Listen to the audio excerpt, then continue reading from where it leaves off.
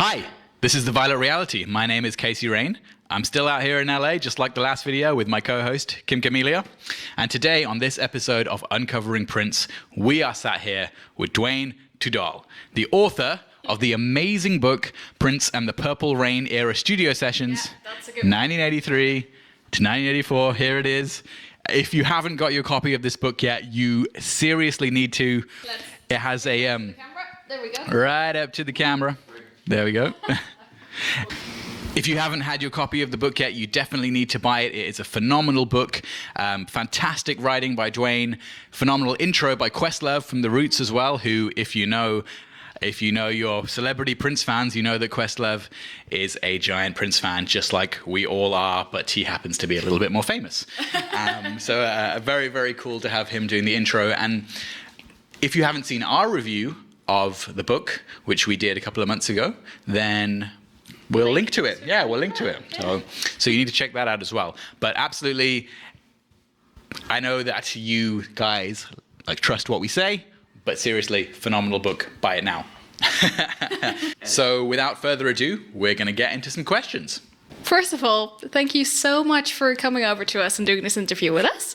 And the first question that we want to ask you is that when did you begin doing research on Prince, and why Prince in specific? About 23, 24 years ago, I was working for a magazine called Uptown, and I got into that because I was a big fan. I mean, I growing up, Purple Rain came out when I was 20. And it was a big date movie of the summer, and I'd liked him before this, but that was the thing that elevated everything.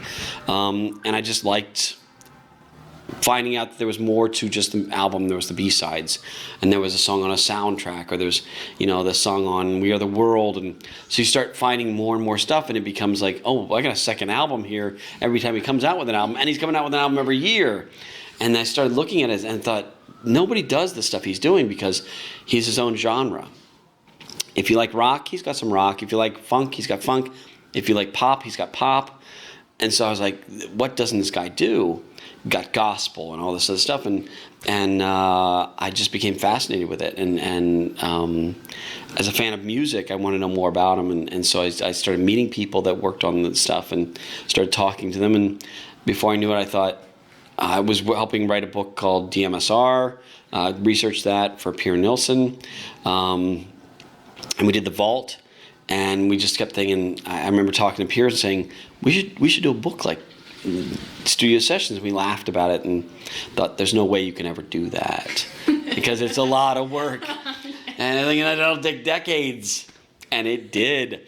And over the past 2 decades, I kind of thought, well, it might be kind of fun to do.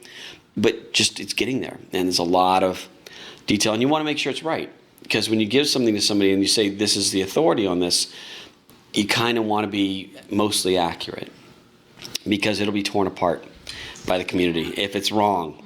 And you've seen a lot of books that get shredded, and I did not want to. After doing a decade or two of work, you don't want to be shredded, so I was really meticulous. And I got finished with the book about a month before he died, and I went through a period where I thought, do I release this? Because it honors him. The book does honor him, but I thought, is this going to seem too convenient? Because there's going to be a glut of books that come out, and there has been. Some better, some not as good. Some really good ones, though. There's some really good ones. And I want to see more. I mean, I would love to hear more of these people telling their stories. I keep saying to Jill Jones, write a book. Brenda Bennett, write a book. So many of these people, you've got a book to tell. And I want to hear them tell their stories. I'd love to hear the Revolution tell their story. The NPG tell their story. And so a lot of people I talked to, I'd interviewed, and I went back to them and saying, what do you think? And they said, you've done a lot of research on this, and you're not a Johnny-come-lately. You've done the work on this. And I think if you look through the book, you realize there's no way I could have written this in a couple months. It's a thick book of dates and information and interviews and quotes and but it's a story, and it's not just a book of dates. It's the other thing I need to make, when I first tell people about the book, they're like, oh, okay, it's a series of dates. And I'm hoping that people, when they read it, they go, oh, this is sort of a compelling story. There's a drama to this. He's fighting with the time, or he's getting along with his people, or that's, to me, what I want to know. I mean, the dates are interesting, and they're fun to novelty, but that's the way to tell the story. The story is his story, and the dates just happen to be the mile markers. Yeah. And you can see in his music when he's happy and when he's sad and when he's, got a good thing going or when he's angry. And that, to me, was part of the fun, is finding out, like, oh, he was a little depressed then. Or, oh, no, he's falling in love here. And that, to me, was a way of me listening to the music a second time in a new way that I didn't get. So I know that I've gone way around on your question, but the original question was, what was it? You basically answered it. I think I cover it. I covered it. Okay. Because I kind of ramble. Yeah. So I obviously ramble. I've got a 500-page book. I obviously ramble. I think that for people that want to know Prince better, I think the best way to get to know Prince, and I think both of you can agree with me on that, is to listen to his music. Absolutely. So you mentioned DMSR book, which for anyone who doesn't know is Per Nilsson's Dance Music, Sex, Romance, which covers the first decade of Prince's work. And for me, that was the first Prince book I read. So it coincided with, my going from being somebody who knew and liked Prince's music to being a fan. And then every basically subsequent Prince book that I read until yours came out, I was disappointed by, because Per Nilsson's book set such a high standard for someone like me who is interested in the details. Right. And basically every other Prince book either does not pay enough attention to the details, or skips over large parts, or tries to cover way too much and then has to skip large parts because otherwise it's you can't fit it in a book. Which is why I was very excited when I found out that your book was covering Purple Rain and this period of time, because that to me is the only way that you can do the work justice. And Prince is a very unique artist in that way, and because of how prolific he was. So I think, to go back to what you were saying about people thinking it's just a list of dates, in some respects it's a hard concept to explain to anyone who's not a Prince fan, because most people are used to artists doing an album and then taking a big 2 years off, and then they make another album, and maybe it takes them a month and things like that. Whereas Prince was always in the studio his whole life. I mean, he would make jokes like saying, "Oh, I need to go into studio rehab," and you knew that he wouldn't, because he couldn't. He would threaten that. Yeah, he would go. So because his life was in the studio, that's the only way to really document his life. Otherwise, if you try and document his life without talking about the studio sessions, you're missing, like 60, 70, 80% of his life. And I mean, I know that you made documentaries and you've done things with other musicians and looked at other musicians, but just how unique of an experience was it when you collected all of this data and all these track sheets, and you realized actually we can cover almost every day in an entire year, talking about what this artist is doing in the studio. There's a book called The Beatles Studio Sessions, or Beatles Recording Sessions, and it goes through every day they did. And you see, like you said, they do a batch here, and they'd say, okay, now we're doing Sgt. Pepper. And then they'd go and do other stuff, and now we're doing this album. And most bands do that. Van Halen did that, or whatever. Led Zeppelin would do that. And you have a clear delineation where this album stops and this album starts, because there's a gap, because they toured. With Prince, it wasn't like that. And literally, his Purple Rain would blend into The Time, would blend into Apollonia 6, would blend into The Family. And there's pockets. The cool thing is I did find out there are pockets. If you look at the book, you'll see that a lot of his projects ended at the end of a month. The Apollonia 6 album ends at the end of February 1984. The Time album ends at January 84. Right. Sheila's ends right around the end of March, beginning of April. And you see that he must get to a point where he goes, I got to get this stuff done by the end of the month so I can move on. And I didn't know that pattern until I started looking at that. And even to the point where Around the World in a Day is finished at the end of the book. And that's at the end of December. Because he said, you know what, I want to have this done. And I don't know if he consciously did that, because he's pretty mysterious. Well, was pretty mysterious. But there was a pattern to what he would do. And one of the cooler things to me is when I was looking through all the work orders, there'd be a lot of stuff September all the way through April and maybe even a little May. And I was talking to the owners of Sunset Sound, what happened with the summer stuff? And they said he'd go home. It was nice weather in Minneapolis. There was no reason to stay here. And I thought, oh my God, it never occurred to me that, he's like a bird going back north now. Oh, I can go. It's not snow covered. And I thought that's, again, you don't understand this stuff until you start to see the patterns and all the stuff that's going on. And then he would, a lot of his tours would start in November.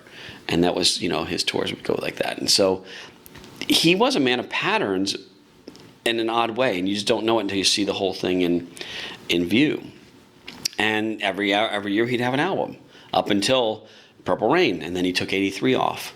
So he kind of loaded 83 with all the stuff he came out with 84. In 84 he recorded Apollonia 6, The Family, The Time, some of Purple Rain, songs for the Bangles. I'd have to think about all the other stuff, but Sheila's album, so he had a lot of stuff he was recording there. And again, it would just blend. And sometimes he would do a song and not sure where it would go. This may go to Apollonia 6, this may go to, or Vanity 6, this may go to Sheila, this may be on my album.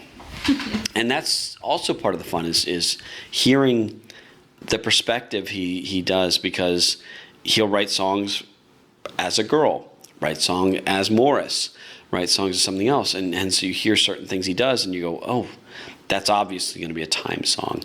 But there's other songs you're going, well, that could go either way. Databank could have gone to Prince, could have gone to the Time, and it did eventually.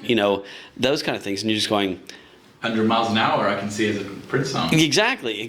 So and I think what's cool about Prince is that there is such a range, and we talked about this. There's a range of stuff that the guy can do, and people don't have that. I mean, I'm a fan of. Hi, Kat. Joining us. Hi, Kat. Yeah, special guest. We need you to rap, Kat. Little bonus for you guys. It's a little red cat. Yeah. There. Not a That's Corvette, great. but a cat. That's great. I love the fact that he's got such a range, and whether it's gospel or whatever else. And I love that if there's something you may love, maybe a song you love, may not be necessarily the song I love, but we can collectively all enjoy what he does. And I'm willing to, I discovered Mavis Staples through Prince. Now, I'd known her through, the Staples sisters and stuff, but I saw Prince play in Ireland in 1990, and Mavis opened for him. No, I would never have seen her in concert, but I'm like, oh my God, I got to see Mavis Staples. And I'd known her, like I said, from the Staples sisters and stuff, but I would never have seen her. And so he kind of introduced me. I think there's a lot of people that got introduced to George Clinton, and they probably knew his stuff with Parliament Funkadelic and stuff, but they didn't quite know until he was invited in by Prince. And you're going, oh, okay. And I think that there's a wide tent of music and fans that are willing to accept jazz. That will, I'll get the Madhouse 16 album. Wow, I like jazz, and so that's kind of fun. You just don't know. I think the cool thing about Prince is you don't know where it's going to go. No. And all of a sudden he'll come out with a jazz album that is, the Rainbow Children. And you're going, I did not foresee this. Mm-hmm. And I'm willing to accept this. And then he comes out with Around the World in a Day, which is very pop. Mm-hmm. It's got several brilliantly done pop songs. Right after doing Purple Rain, which has got more rock songs. And 1999, which has got more synthy songs. And it just, the cool thing to me is being able to have been around and see the progress of his career and hearing it play in real time. I kind of feel bad for people that come into his career now because there's so much and you don't know where to start, and you're not going to see it progress and see him grow as an artist. And I think that was something else. In the book, it is about him growing as an artist from 1999 to releasing Purple Rain and becoming mature.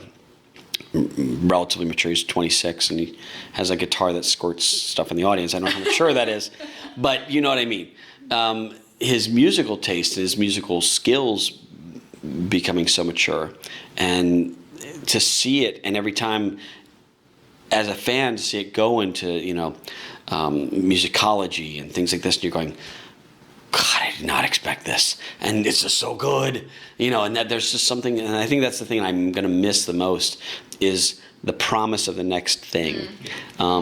There's always the promise of the next tour. What's going to be? Oh, it's going to be a piano tour. Oh, I've always wanted that, or whatever it is. We're not going to get that, and there's nobody out there that does that. That literally, that there's nobody you can name that's going to do that. D'Angelo or anybody else is not going to be the next Prince, and that's just the way. There's one James Brown, there's one Led Zeppelin, there's one Beatles, there's one Prince, and that's just the way it's going to be. There's going to be people they're going to try to say they're the next Prince, but they're not going to be. They're not going to be. No. Nobody can do that. Nobody can grab any instrument from anybody and play it better. Exactly. I know you're my keyboard player. This is how you do it. And then oh yeah. And they all knew that. They all were like, oh yeah, I got it. I think it upped everybody's game. One of my favorite anecdotes that relates to that is when Stevie Nicks said that none of her keyboard players have been able to replicate what he did on Stand Back. I think that the beauty about him was that he wasn't necessarily trying to be the next someone, like how people always compare him to MJ and saying that they were rivals and this, that, and the other. He was just himself, and he was constantly like redefining himself, and I think that's the beauty about Prince. For pretty much any other artist, if you were to be writing a book about their studio sessions, you could, in almost all cases, talk to musicians that played on the songs or co-wrote the songs or produced the songs, things like that, and you'd have such a wealth of information in that respect. With Prince, you have so many songs where there was nobody else involved. He produced it, he wrote it, he played every instrument, he sang on it. So the only other person you would have in the room is an engineer. How difficult did that make, doing the research and trying to find out the stories behind some of the songs? It was an obstacle, but at the same time, he used a lot of the same engineers over and over. He would use Susan Rogers for 5 years, Peggy McCreary for a long time. So they had, constant stories. They knew what they were talking about. It is trickier because you don't know. Even with the stuff he recorded at the benefit show, August 3rd, 83 show, he went back in the studio and re-recorded a lot of that stuff just because he wanted it the way he wanted it. And the funny thing is, he's not a perfectionist, but he does want it certain ways. Yeah. But he's not a perfectionist. I mean, if it's wrong and it sounds interesting, he'll go with it. And he's done that with many songs where it's like, well, that was tracked weird and it sounds warpy. Well, you know what? That's the way it's supposed to be, and he just goes with it. That's part of the fun too. It is trickier because if there's nobody else that can bounce the ideas off of that. But he would bring in background singers and stuff like this. So you have Jill, or you have Susanna, or you have Brenda that would come in there and they'd tell stories, and that's helpful. But yeah, it's crazy. I think the thing that a lot of research in books is the engineers often get overlooked, and they're the ones that are in the studio with them 18 hours a day, and so. It's to me a very valid, and what you said earlier about you can't do a book about Prince without talking about where he lived, and he lived in the studio, and literally lived in the studio. He had a bed in the studio. I don't know if he slept there. I don't know what he did in it. He supposedly wrote lyrics. I'm sure it was a busy bed, but he spent his time in the studio, and literally when he wasn't on tour, even when he was also on tour.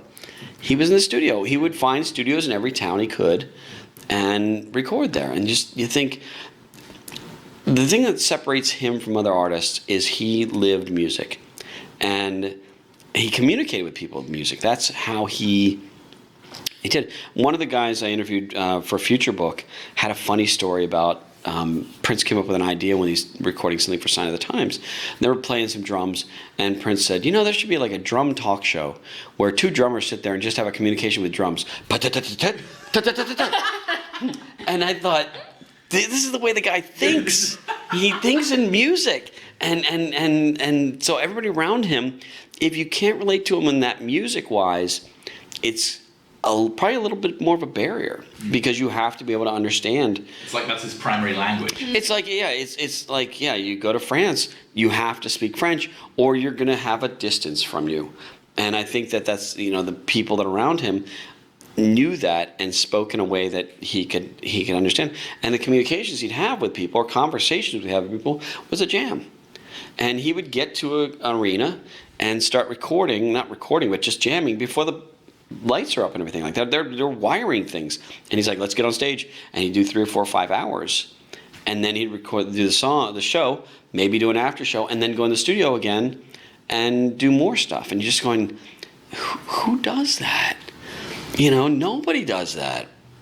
Even people who love music need a break. And that was his break. I think what some people like to watch TV and they're like, oh, I can watch all this TV shows. I think his break and his calm was music.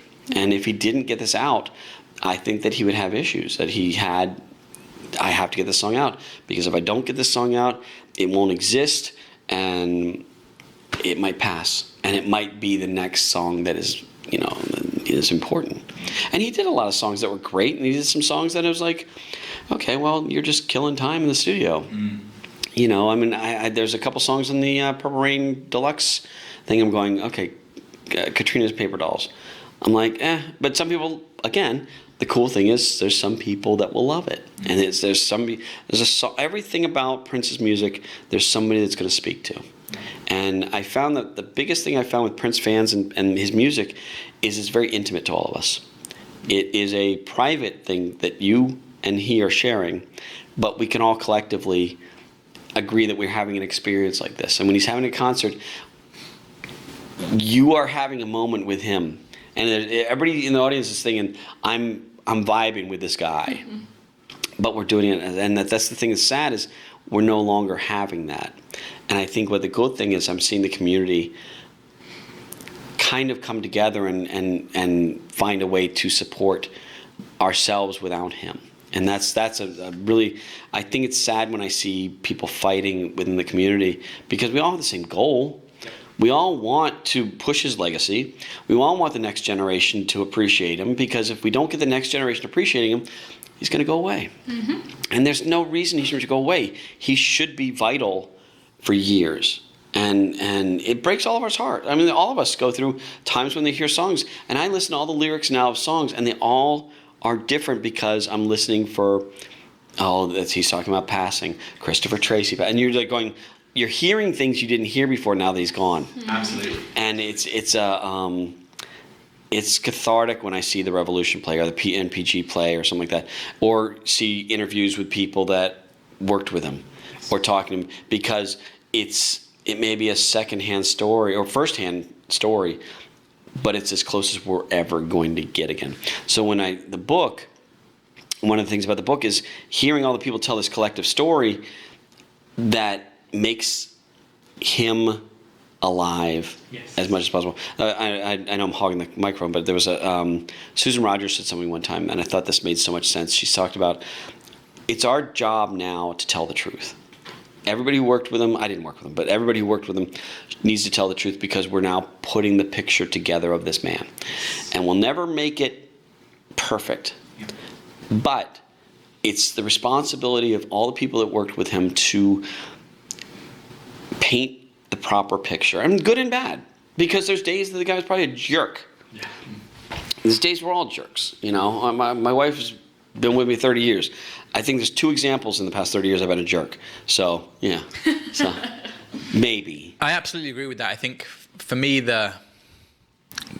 one of the main ways that we reconcile with losing Prince is by trying to fill in all the gaps. And there are a lot of gaps. And your book is a very, very good example of trying to fill these holes and stories that we don't know and things that have been legend or rumors or things like that. And then over time, we do paint a more complete picture. So, for example, I heard about the extended version of 17 Days. Obviously, we've known of his existence for a very long time, but the details of it I read in your book. And then, without getting into the whole conversation about the leaks in the bootleg scene, obviously fans know that it later on leaked. And so then we get to hear things that we read about in the book, and I'm sure in many ways that will continue to happen. And that's the best. That's the best example for me of feeling like he's still here, because he lives through his music and he always will. And that's the great thing about the Vault. There's so many things that we are yet to hear, and especially I kind of sometimes feel jealous of people that almost aren't fans or are becoming fans because it's also new to them and they have so many new experiences. But even with the Vault, even the most hardcore fan is still going to have new experiences. I mean, when Purple Rain Deluxe came out, some of those songs just are mind blowing. I mean, We Can Fuck, 10 minutes of just insane, insane. And the studio version of Electric Intercourse, was the one. When I heard that one, I was going, whoa! I did not know about this one. Some of the other ones I knew about through the research, but when I heard that, I was going, good find, man. So when the archivists and people like that find this stuff, you want to just be able to write them a note and just say, thank you very much for exactly. And the things they find and the things they're going to find. That's the thing. That there's stuff that it's like the Library of Alexandria before it burns, and there's so much in there. And part of the excitement is the mystery. It's the Christmas gift that we don't know what it's going to be, and there's an intrigue to that. And again, one of the things is that the toughest thing is that Prince's career to me was always about what's coming up, and now it's what he did and what he accomplished, and we have to look back. And so we start digging deeper and going, wow, there's whole eras. And I had to admit, there's eras that I'm not as familiar with. You've got a 40-year career. There's going to be some albums that you're going, no, that didn't sing to me as much as other ones did. But then you start going back into it a little bit, and you start going, there's some stuff in here I didn't realize. And to comment on your point earlier about the music, there's a line in the book that says, the music makes the musician immortal. And that really is true. I'm a fan of Elvis. And I still enjoy going back to Elvis's music and stuff like this. And I think Prince is going to be like that, hopefully, that people look at it and go, there's so much depth to his vault and to his music. And the fact that he recorded so much ended up being a huge gift to us. He spent so much of his life in the studio.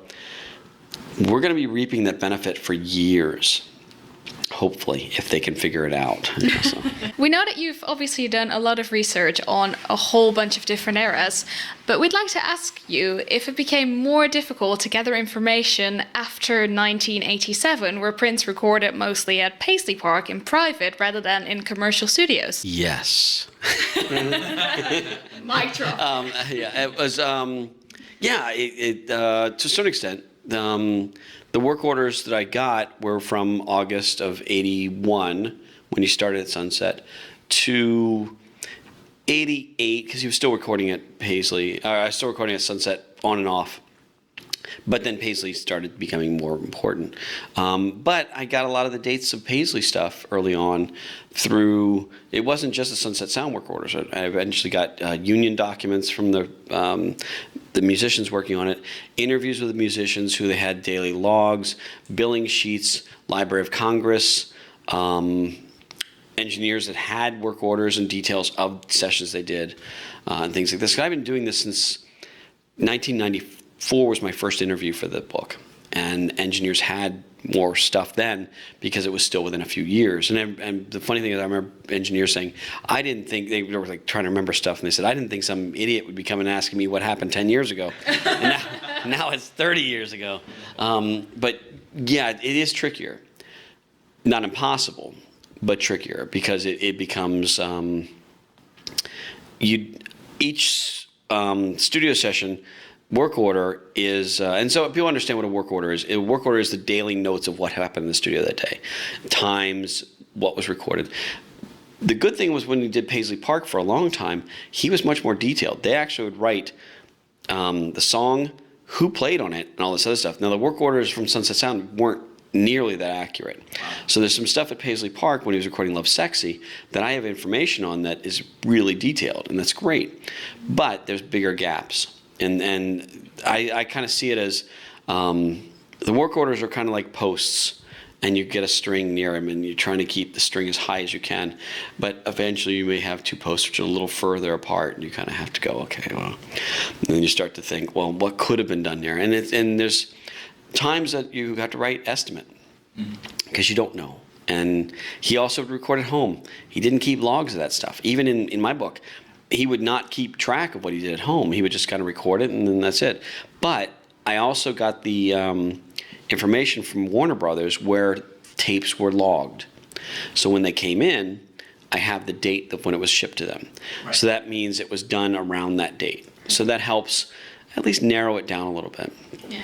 There's going to be some things that are, and I say in there when it's assumed or estimate or things like that, because you're not quite positive. And again, if it's in that week, it's at least, but for the most part, they're specific dates. But you're right. As it gets later and in future books, that unless I get something going on with the estate, it's going to be trickier and trickier to get, So I'm hoping they like the book. I'm hoping they say, you know what, we'd like to do something with you, that we'd like to have a big series of these books, or have you working on, box sets or re-releases or whatever they're going to do. We're all kind of waiting to find out what the news is. It'd be great to work on any of that stuff. But yeah, the question is yes. Yes is the short answer. Yes. Long answer. What I just said. One of the most striking things for me from reading your book is that when you look at something chronologically, you might be looking at a specific week in Prince's life, and then you're looking at it and you're thinking, okay, Monday he worked on this song and he did this song, and Tuesday he worked on a little bit more, and then Wednesday he wrote this song, Thursday he wrote that song, and Friday he did that song. And you look at it and sometimes you think, wow, he did these 3 or 4 phenomenal songs, all-time classics, in 1 week, day after day after day after day. And it really hits home that just how genius and prolific he was in that, because other people write a song a month, you know what I mean? And if they have a great album, it was all the songs were written over the course of 3 years before they made that album, things like that. So what was the most striking thing that you learned or that you felt when you started collecting things and putting the dates together chronologically and really getting to grips with how quickly or the progression of how certain things were done? September '83 is a thick month. He was back at Sunset from mid-August through the end of September of '83. He recorded Purple Rain and all the songs at the benefit show, and he worked on this, and he worked on them every day, and he didn't take a day off for like three and a half weeks or so. And you just see the amount of work he's putting into I Would Die For You. You see the amount of work he's putting into Baby I'm a Star and all these other songs. I think Computer Blue he wrapped up at the end of August of '83. But then he goes in the studio and he thinks, well, do I keep with Electric Intercourse, or do I try something different? And he goes in, and within a day he's got Beautiful Ones. And you just sit there going, wow. And Bobby had a quote, and it wasn't from an interview I did with him, but Bobby Z had a quote that said, if you want to know what Prince can do in the studio in 24 hours, look at Beautiful Ones. Because that's him in the studio for 24 hours. And you just go, oh my God. Insane. Yeah, so that kind of stuff is just nuts when you look at that. And knowing that during that time, he's also gearing up to do the movie. So it's like they started the movie at the end of October, early November. So he's not only got to do that. On top of that, they hadn't cast Apollonia. So Vanity had quit in August. They didn't have Apollonia until pretty much the beginning of October. So all of September, they're still trying to cast that. So he's getting all that stuff prepared. and prepping for the movie and getting everything ready and teaching the band how they want to perform these things, which he did more in October. But all this stuff he had to lock down all the songs that were played live because they had to be perfect for the movie. And so you look at just read the month of September of '83 and you get an idea of how hardworking this guy was. And that just, it's crazy. That would probably be the thing that struck me the most is we always hear the stories of legend about him working hard in the studio.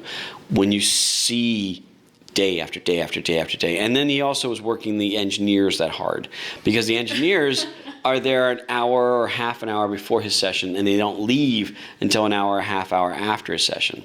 And there's times that they'd go home and they get a call that says, we're going to start tomorrow morning at 10. I'm like, it's 6 in the morning. Why am I, and so they'd have to come back in. He did that with Manic Monday, and he did that with a couple other songs where he'd be riding them. And he would also do things where he'd go out to a movie or something like that, though. He'd record and then say, I'm going to go out and get something to eat. I'll be back. You just mix this, and I'll call you later. And, it'd be 3, 4, 5 hours. And then he'd say, yeah, I'm not sure if I'm coming back, but I just stick around. And so they had to stick around more. And they're like, this is after working all these hours they did for him. And he's getting a little break. Not that he didn't deserve it. But, then about 3 or 4 in the morning, he said, yeah, you know what, just wrap it up. And they would wrap it up. But I've heard engineers and stuff tell me, even he did that his entire career, there'd be times that he'd go out up at Paisley in Minneapolis, and they'd be sitting there waiting until 2 or 3 in the morning and then going, you want to leave? Yeah, okay, let's leave. And they're like getting out of there, and then Prince would walk in. Like, no! Or engineers would tell me that one thing that got me was engineers would say, he'd be recording, and you'd think, okay, we're wrapping up with a song. We're done. This is going to be great. We're going to be going home. And Prince would say, fresh tape. And they'd be like, oh, God, we're doing another track, a whole other track. And that, as cool as it is to see this guy do this, that's got to burn through you. It's gonna melt you. And I can't imagine, to us as fans, we think it'd be the best thing ever being in the room with him watching this. But if that's your gig, and you're not getting any sleep, and then people would go out in the lounge and sleep for an hour while he's recording vocals, and he'd just come out and say, okay, we're done, come on back in, and you got to be there and ready, because when he wants it like that, and you're tired, you still can't make a mistake. So I think that's the thing I learned the most is how hardworking he was, and how everybody else worked hard because he worked so hard. And that was a big thing for me. Because Prince worked so hard and he was in the studio every single day, basically. He has tons of different albums. But what he also had is obviously different eras where he would, dress differently, have different bands, just all kinds of stuff. So I'm wondering, what is your favorite Prince era? I would probably say Sign of the Times, which is a cop-out because everybody's a Sign of the Times. I do. I think the reason why I like the Sign of the Times era is because he had a lot of things going at that era too. He had The Flesh, and he had Madhouse, and he was recording Summer Parade during that time. He had Black Album during that time, and he did, Camille, exactly, and Dream Factory and Crystal Ball, and so there's such a wide variety. And also the fact that this is a time of turmoil with him too, because it was during the breakup of the revolution, and you can hear pain in some of the things he's talking about, and longing and hurt. And I think that he became a mature writer during that time. So Sign of the Times is probably my favorite. I also love the Sign of the Times tour. There was something fun and I love the Revolution. Revolution is always going to be my dearest, the thing. But there's something about the Sign of the Times band when they're jumping around and doing all their, there's just this fun that he brought to it that you're going, I didn't expect this. And there's just this joy to what he's doing with a new band and new freedom, and you see that, and there's just something just thrilling about that. And then to have Madhouse open for them and stuff like this, you're going, the range of this, and so I'd say that's probably my favorite era. era is really 83 to 87, 88. You can break him apart in albums, but I think he was almost infallible from 1999 to Lovesexy, and just almost not hitting a bad note, and after that, I wasn't a fan of Batman as much. Some songs on it, but I'm like going, okay. And Graffiti Bridge I was not a fan of that much. Diamonds and Pearls was a pop album. I liked it. Symbol album I enjoyed. Gold I liked a lot. So there's some things that, but it became like this, where it was like it's this epic thing from 83, maybe even 82. Actually 82 because it's 1999.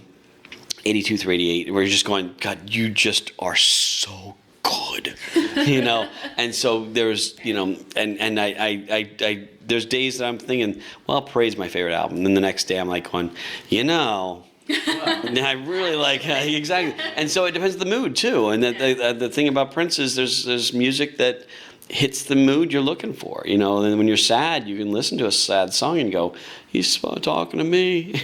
And then there's times you're really in a great mood and you put in Let's Go Crazy and you're like, yeah, let's go crazy.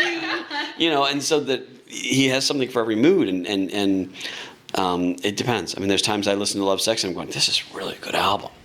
And there's times I'm listening to it and, yeah, it's good, but Sign of the Times is better.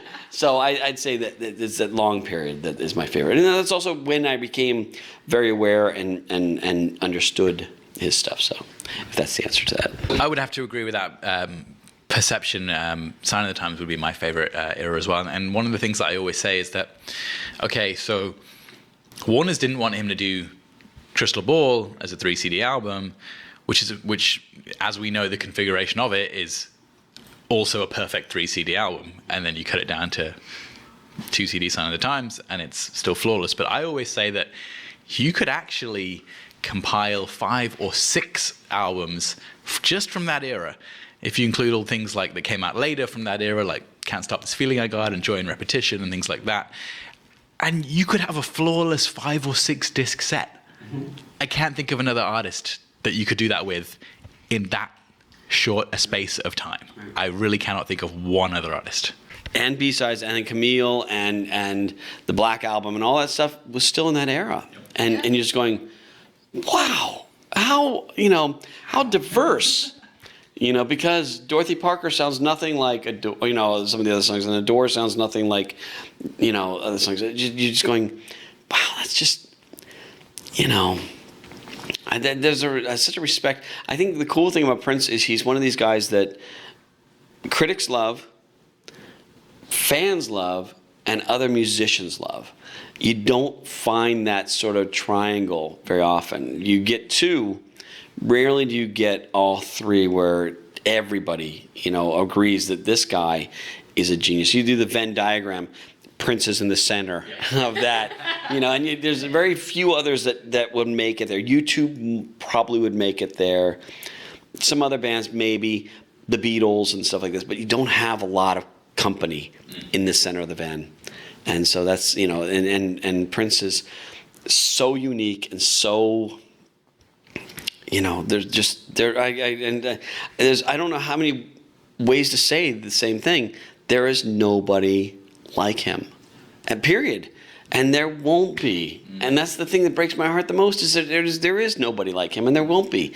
And I'm looking at Controversy, the shirt, and I'm like going, and the cool thing, you got Controversy shirt and you got the Love Symbol, which is like 2 very different things. And you're still going, yeah, and they're both good albums. Same guys. Yeah, same guy, exactly. Yeah, exactly. So to me, it's very interesting that both of you have Sign of the Times as your favorite era, because my favorite one is Emancipation, which is obviously interesting as well. But I think what I would like to ask you is, because my point of view on that one is, I was born in the 90s, and so I obviously am very fascinated with everything 90s, and that came out in the 90s, and he emancipated himself from Warner Brothers, and obviously I followed that later on in my life.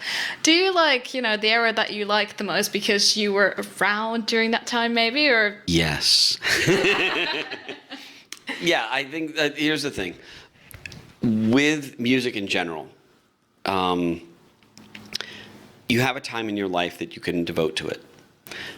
It's usually in your late teens, early teens, 20s. After that, you have a kid, you have a job, you have a career. You don't have the luxury of being able to sit on your beanbag chair with your headphones and listen to a sound check for 10 times over. Listening for that little thing. Or listening to an album. I've called the cops on you guys, by the way. Just so you know. But you don't have that luxury of that, doing it. So our window of perception of music is based on our age. And by you saying Emancipation makes total sense. I didn't like Emancipation that much. But part of it is probably because, first off, I'd known the other stuff and that spoke to my soul. Second off, I didn't have the time to devote to it. And that's a big thing, is you have to fall in love with it. And part of falling in love with something is spending time with it and learning the thing. I didn't have, and there's songs on Emancipation that I probably don't recognize as much, because I've listened to the album many times, but there's things I'd go, oh yeah, I think that's on Emancipation. I don't know. And I have to admit, my weakness, my Achilles heel of Prince is the post-Warner stuff. I know it, but I don't live it. And I lived the other stuff. The other stuff was my jam. Yeah. And I would play that constantly, to the point where it was like, it's embedded in me. It's part of my DNA. That stuff is some of it was, I don't want to say obligatory, because I made sure I got every album. But it was not as close to me. And it didn't, there would be tours I would miss because I just got busy. Whereas early on, the first tour I saw was Love Sexy, but after Love Sexy, for years, anytime he's in town, I'm there. I would drop whatever I'm doing. But you start having a family, or you start having a job, or you start traveling and doing things, you don't have the luxury of extra time. And so, yeah, it's your first love. With that, the message that we want to give to all of our younger viewers is that if you have the time for it while you're still young, dig out all of those Prince records that your parents may have, like go on Spotify, on Google Music, or anything like that. Make sure you listen to Prince, but actually sit down and listen to him in your spare time if you're watching this, because... Yeah, not just in the background either, just like... Don't do anything else. Listen to the music. Exactly. So that's what we would like to tell you, and you really, really need to do that, because that's how, beautiful conversations like this are born. So I don't want to talk about it too much, but I want to talk about it a little bit. Let's talk about some unreleased stuff, and obviously a lot of stuff that you cover in your book. Much of it came out, some of it didn't, and whether that's things like original vocal versions of songs that he would give to other people, like A Million Miles. His vocal version came out on the internet recently and things like that. But do you have some holy grails of stuff that you've read about or researched, know about, but haven't heard? Most Prince fans would have. Mine would be things like, there's a rumored 87 version of Lust You Always. He reworked it before he offered it to Robert Palmer, but it was originally recorded 5 years prior to that. And things like Prince original vocal versions, or not just vocal versions, but Prince versions of songs that he gave to other people, where the other people redid the music with their own musicians and their own team. So examples like when he gave With This Tear to Celine Dion, and she produced it with her own producers and made a very epic ballad in Celine Dion style, but Prince's original version is almost very likely just to be piano and vocal. And a very early example, I Don't Want to Stop by Ren Woods, 1981. He gave that to her. The version that came out was written by him, but he's not playing on it. So what those would be my kind of holy grail things that I want to hear. What would be yours? Wow, I wish you'd told me these questions beforehand. The Bonnie Raitt stuff is interesting to me, because I really am curious, because he took a lot of Vanity 6 songs and things like that and gave them to her, and I'm thinking, that doesn't make sense. That does not make sense. Bonnie Raitt's Bonnie Raitt, and you got to respect Bonnie Raitt. And it didn't work out, and it never came out. And I'm wondering, well, how was this? That's one thing. I'm curious. I would love to see Warner Bros. Come out with an album that's just his demos. Whether it's the Time stuff or the stuff for the Bangles or Stevie Nicks or whatever it is. I would love to hear him singing these things and hear, we've heard his family stuff or whatever it is that's come out and on boot, but I want to see this officially released. And because to me, the people that should be making the money off of this are the family and the Warner Brothers and the artists involved, not bootleggers. Absolutely. And I have to admit, I get very tired of okay. I went through years of listening to bootlegs. I'm not going to lie. What we hear of most of this stuff is bootlegs. But there's a dishonesty to it that bothers me. And there's traders that you give something to somebody and say, listen to this, and they're going, that's great. That's on one level because there's an agreement with that. But when somebody starts saying, I'm going to monetize somebody else's product, I have an issue with that because you're violating the premise of this and well, exactly, and you're also lessening the value of this because if Warner Brothers decides to come out with this and they see on the CD people say, well, I've got most of those songs there, I'll buy it because I'll buy anything officially released.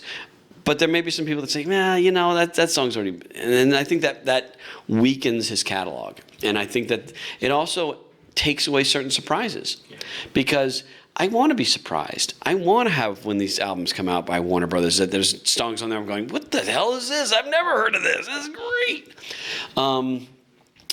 Other Holy Grails, there's a lot of stuff that I've only heard the titles of that, I'm like, oh, I want to hear what, Rearrange is, or I want to hear Dear Uncle George, or I want to hear, for years I wanted to hear The Flesh, but I'd love to see an official release of The Flesh.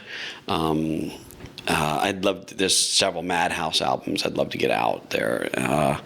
Other Holy Grails, I would love if they do a Sign of the Times thing, to do a 5-6 CD thing where you can compile it and they say, here's what he was thinking when it came to Crystal Ball, here's what he was thinking when it came to Dream Factory, here's Camille, here's all the songs.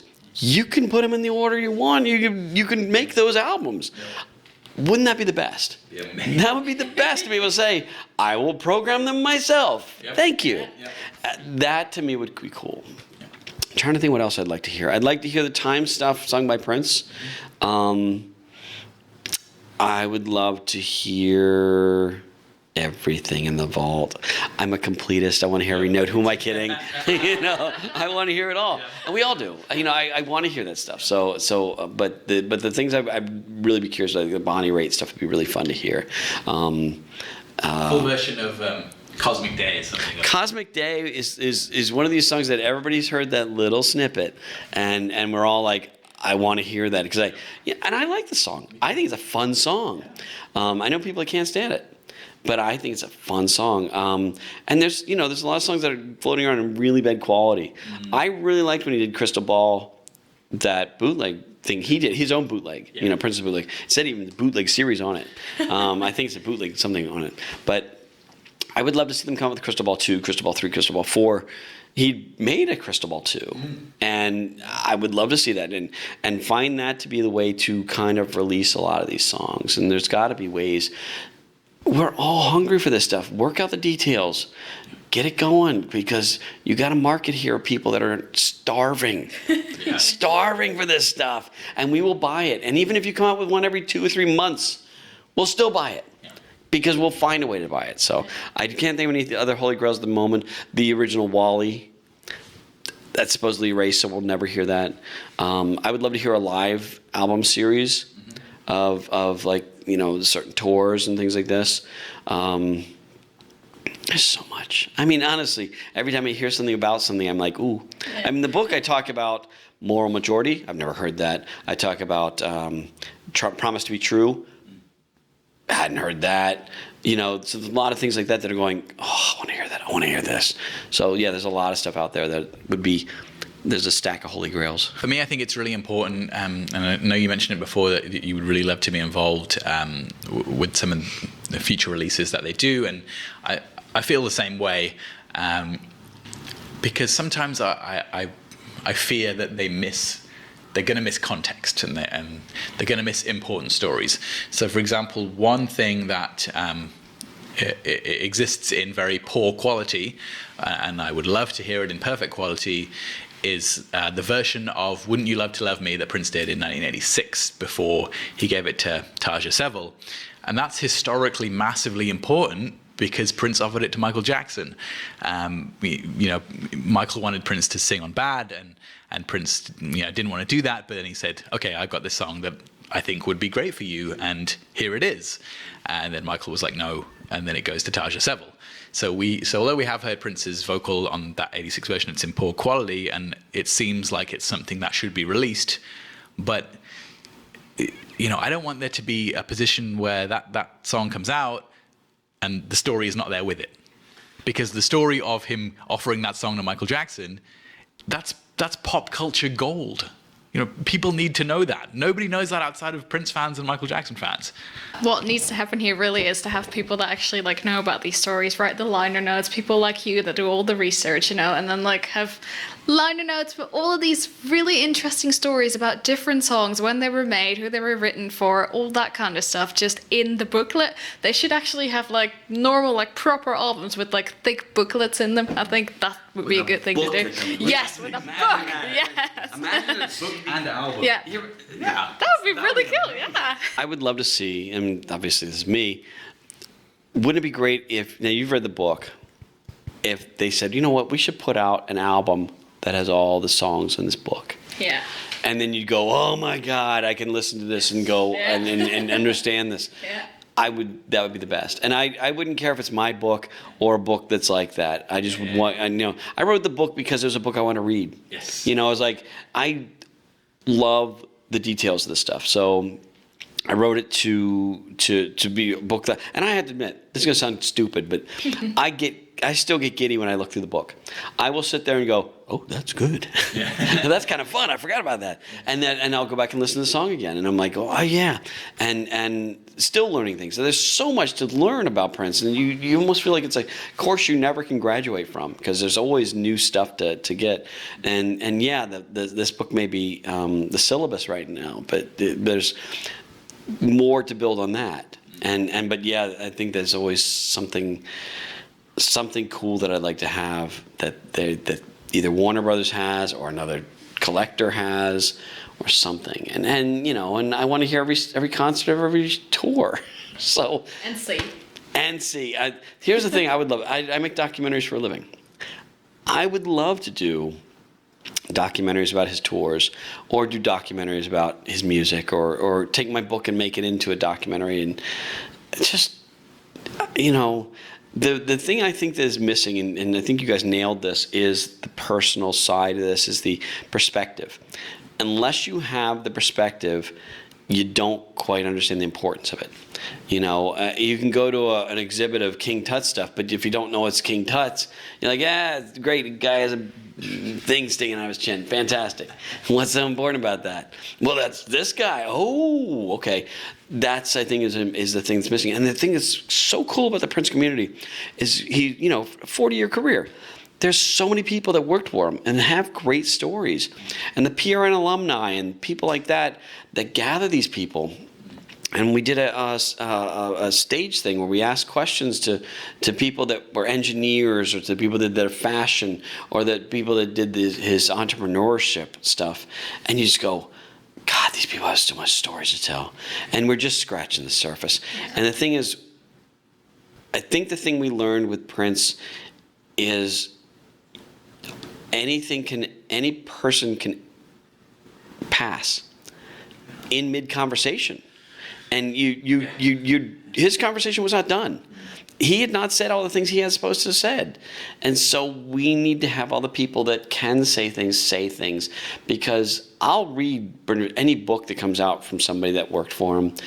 It may suck, but there'll probably a few things in there I'll go, oh, I did not know that. Exactly. And they're always going to be, there's going to be contradictions, because he was different people to different people. To some people he'd be very friendly, some people would be the boss, some people would be the best friend. But there's a rounded picture we're going to get from all these people in My Taste book and all these interviews with other people. And every time I see an interview with somebody online, I'm like reading the whole thing as a, and I don't care who it is. It could be anybody in the MPG or anybody in the Revolution.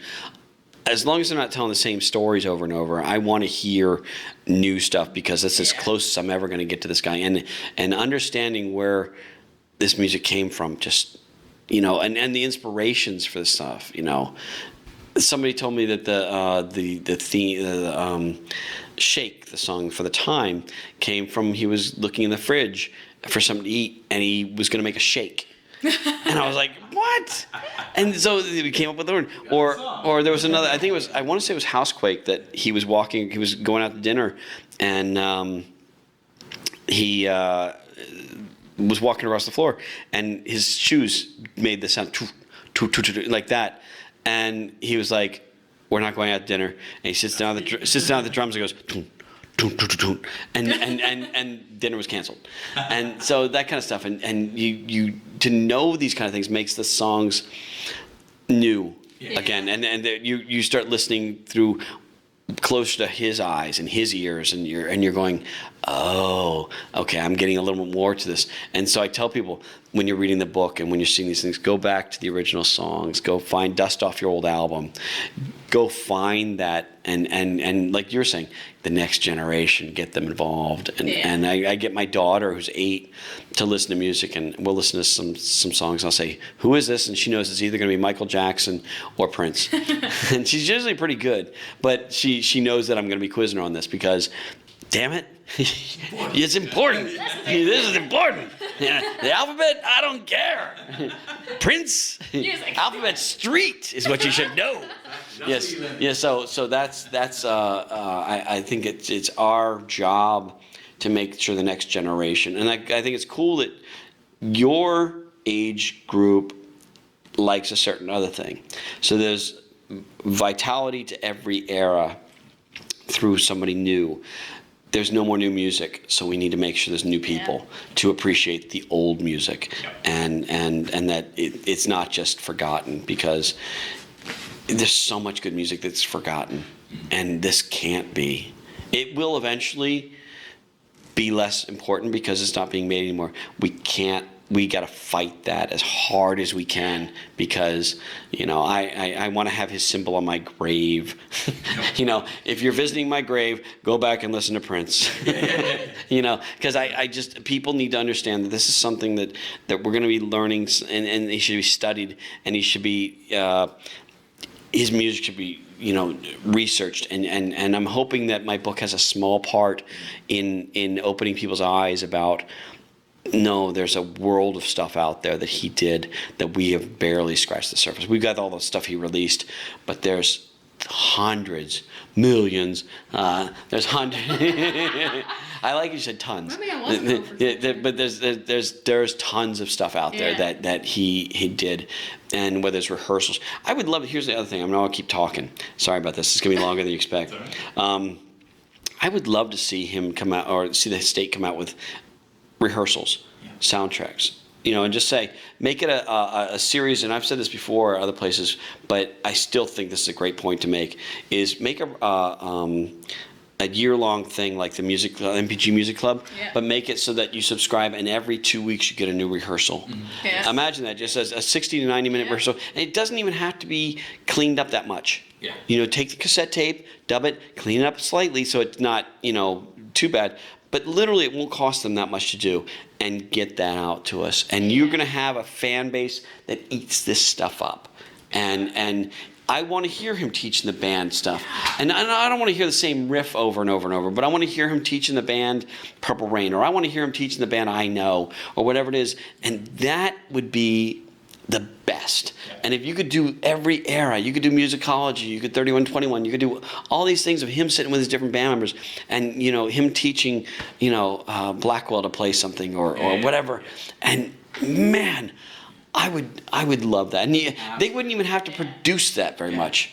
Literally just grab a tape and say, on this month you're getting a January 17th of 1997 rehearsal, and you're just going, thank you. and I'd be happy, and I would not complain. So I definitely agree with that, and I think the really cool thing about that would be, especially when it comes to rehearsals and sound checks, is that it intersects not just with the musicians that he was playing with or the bands that he was with at that time, but with music and pop culture at large. So one of the really awesome things that happened recently is that I'm really good friends with The System, the band The System. So David Frank and Mick Murphy, one of my favorite bands of all time, and I've been lucky enough to work with them and work on some music with them, and did a remix for their last album. And after Prince passed away, maybe 2 or 3 months after he passed away, this rehearsal of Prince and the Revolution leaked from '84, where they're jamming on "You Are in My System," and Prince is singing the song, and Fink's doing the bass line, and I'm like, and I emailed it to them. I emailed it to David Frank and Mick Murphy, and they had no idea that this happened. And they're like, "Wow, Prince and the Revolution jamming on our song in '84? That is insane." So, yeah. I mean, I wonder whether it's something. I don't see it happening in the short term, getting rehearsals and sound checks. I think expanded albums, things like that, are the likely next things. It all depends on where the music industry is going. Streaming and subscription models may make that easier. It would be easy for the family, the estate, to do this, because they wouldn't have to worry about who owns the rights to that, because they do. And the music, they own the rights to the music. So it literally would be something they could do very simply without having to pay royalties or anything like that. What they might want to consider doing if they did that, maybe giving a little bit to the people who are in the bands, just kind of saying, but it would be the simplest thing they could do, because Paisley Park does need to keep money coming in. They've kept alive because Prince would be touring and bringing money in. Prince is not touring now, and I hope the hologram never tours. And because of that, they have to find revenue streams. And I don't begrudge them for doing tours of Paisley Park and stuff like this. It makes sense. They have to keep the lights on, or they'll have to sell it. I want them to own this. This would be a revenue-making thing for them that they could do fairly simple. Bring in an engineer and do a year's worth in 3 weeks. Yeah. And then... And it would be something that they could keep making money off of. And I would subscribe, you would subscribe. Yeah, of course. Exactly. So, and you don't even have to have art for it. Literally, it's the music, and that's it. And I would be ecstatic. So I think it's something they could do simply to make money in the short term quickly. And that would keep the lights on and keep them happy. And it would make it so they aren't having to make a bad deal by selling his stuff. Ironically enough, I think it's going to come down to similar struggles that Prince always dealt with, where it's like, do you do something independently and on your own and build your own thing, or do you go with the major label and go into the major label system and work with that? So yeah, it'll be interesting to see how it plays out. Ultimately, it's likely going to be a mix of both as time goes on, and there'll be certain things that the estate does and that are not... they're not going to go through a major label for, and big things like whether it's 1999 Deluxe or whatever that will come out through Warner's and things like that. To round up the interview, what have you actually learned from the book being out there now and actually being read by the fans and everybody, and you getting a response to that and feedback, as opposed to just being busy writing it? What I've gotten is an amazing amount of support. When you write a book, you write it in a vacuum. And you don't know, you're doing a Hail Mary. You're just throwing a ball down the field and you're hoping somebody catches it. Right. And a lot of you guys caught it. And, when your review came out, by the way, I got teary-eyed because your review is so sweet. And it was the first video review of my book. And again, you don't know how people are going to perceive it, because you write this stuff, and 500 pages is a lot of book. And I kept thinking, my publisher said, this is too long. They said, sure. Well, this is the thing. This is the comment I've gotten. You were saying, what kind of comments have I gotten? It's people, the biggest comment I've gotten is, this isn't enough. And I'm thinking, I'm laughing at myself, because this is like a Stephen King book. This is like a Harry Potter book. And the fact that at 500 pages, people are going, usually people don't read 500-page books. And so as a kick that that people wanted more. And so what's happened is people have come out with things and said to me, I've got some information about this, or I've got some little detail about that. And it's filled things in for things I didn't know. And it's also confirmed things. And that's the other thing. I did a radio show recently, and a bunch of us are sitting around talking, and several people that worked for Prince. And all of a sudden I felt like I knew what I was talking about. When I'm in a room by myself, I don't know. And it's nice to hear things confirmed. And granted, I may be full of crap on some of this stuff. I hope I'm not. But you don't know. You're guessing, because I never worked with them. So I'm going by what other people said. And there's contradictions in there. But what I'm finding is that people not only been pretty happy with what they get with the book. People have been saying, when's the next book coming out? Not soon enough. And I'm like, it takes a long time to write a book. I could crank one out quickly, but you'd be sitting there going, this is a rip-off. This is a second, this is you. Part of the joy of a book like this is you can see the amount of detail and the amount of interlinking things when you realize this quote goes perfectly with this, but goes and so that means a lot of rewriting. And any book that has this has a lot of, you write it and then you rewrite it and you rewrite it again. And so I'm working on a second book. But it's these things. Books don't make money. I went into major debt to write the book, and I have to convince my wife that we can do that again. And that's a lot, That said, writing the book was one of the most fun things. The more fun thing was meeting everybody after I've written the book, because people have been so cool and very open about. Here's the thing, I didn't realize until Prince passed how many Prince fans there were. Yeah. I knew we were in our cult, and we've known each other for a while, and we all kind of nerd out and have our little thing, but you don't realize it's a worldwide thing. And then Prince passed, and Niagara Falls is purple, and the Eiffel Tower is purple, and you're going, holy crap, it's not just me. Yeah. And it's everybody, and there's a collective, and you didn't realize this. And that is encouraging and even more heartbreaking, because we all lost something.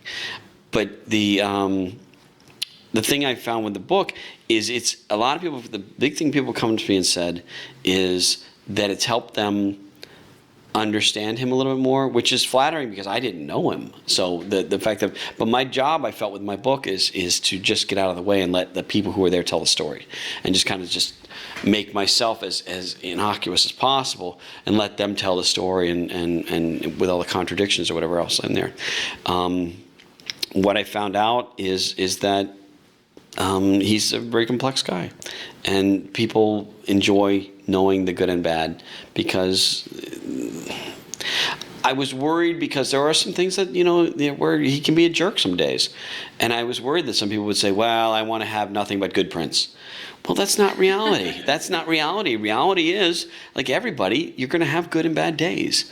And you're hoping the good outweighs the bad, and the good does outweigh the bad. But there's going to be days that somebody says, boy, he's just a jerk today. Yeah. And there's days I get that my wife says, and there's days it's going to be that. And I think that that's honestly portrayed in the words, and not me saying he was being jerky. It's somebody saying, this guy was just making me mad that day. And that's very real. Yeah. And there's a big difference between them saying things and me saying things. But I think overall it's a positive thing. But the fans have been the best thing, because I'm loving meeting them and the things they're telling me, and the art. Here's the other. I'm sorry. One more thing about that is when the Purple Rain Deluxe CD came out. It was the weekend that it was a great weekend for me, because the Revolution was playing here in town. That album came out, and my book was due, literally that week. And I said, can we delay it until that comes out so I can write anything extra about that? Because you want to make sure you incorporate everything. And they said, okay, we'll do that. And then Jill Jones was very upset with the CD release because of the lack of credit she got. Yeah. And so I have interviewed Jill many times, and I called her and I said, okay, let's go through every song in my book, and we'll get all the details that you remember. And she said, yeah. And we spent another 2 or 3 hours on the phone. Nice. getting every last bit. And that's still, I'm sure there's some things we both missed, you know. But she's a wealth of knowledge. And the things she said and told me, and I was like, oh, I had no idea you worked on that song. So those kind of things. And actually, since then, I've found documents that have said, yes, she did work on these things. And but it was important to me to make sure that I went back to Susan Rogers a dozen times. Peggy McCreary went back to, band member Susanna Melvoin I went back to many times, just to kind of say, what is this? And the reactions I've gotten from the people that have gotten the book that were interviewed have been great, you know, and they're really excited. They see it and they go, now I get what you were saying, because, you know, you try to explain to somebody the idea of it's a studio book about his daily stuff, and they're going, whatever, dude. And then they see, okay, now I get it. There's a reason for this. That's a big thing, and it inspires me to make more books if I can. And that's my goal, is to make, you know, I want to do 85, 86. And, you know, we'll see if there's other ones. I'd take one book at a time and see if people want to read it, because Purple Rain's the big one. And there may be people that say, yeah, I like Purple Rain, but I didn't really get into. I mean, there's going to be the three of us in the room. We're all going to want to buy that. And so I've got, you know, one sale. You're going to get the same book. I don't know how many I can sell in this room. But yeah, there's going to be a certain percentage of people that want to get it. My goal is to expand his legacy and make it so that people outside of our core group of people want to read about this, so that people can look at it historically and say, this is important. This is a snapshot of this era and why this is important. And that's, you know, so I have big aspirations. I don't want to just sell a couple hundred books. I want to sell thousands of books, and not just because of me. I want to sell thousands of books because I want to do whatever I can to extend his legacy. And if I have a small part in that, I'm real happy with that. So if that helps. I know I'm long-winded again. I think one of the really great things with starting with Purple Rain is that it's more so than any other Prince album, it's going to be that entry point for so many people, for so many generations. Yeah, so whether, you know, people are just going to be, in 10 years now, flicking through TV channels and Purple Rain's on, oh, maybe I'll watch this movie. And then they'll watch it and they'll be blown away. And then they'll get the album and then they'll think, now I want to know about the song. So that's really, really cool. And I think that's a good time to wrap it up. So thanks, Duane, for joining us on this episode of Uncovering Prince. That is the name of our series, and you have done an absolutely stellar job with the book and with the interview in helping us achieve our goal to uncover Prince and to fill in the gaps in his life and his legacy and his work. And I think we're very much on the same page in our aspirations and goals in different forms. So we try and do this kind of thing with YouTube, and you are helping us with the book. And maybe we're helping you with some of the interviews that we do on some of the future work as well. Here's the book, guys. Buy it. There's a link in the description, and if you don't buy it, I'm going to be very upset. And I don't think you're a Prince fan if you don't buy this book. And that's what it boils down to. This has been another episode of Uncovering Prince with The Violet Reality. That is myself, Casey Rain, and Kim Camellia. And we've been talking to Duane Tudahl, author of Prince and the Purple Rain Era Studio Sessions. Zoom in on it, like boom. Like We'll catch you next time. Don't forget to subscribe, like the video, comment on the video, let us know what you thought, and share the video with all of your friends and all of your purple people. All right, guys, catch you next time. Bye.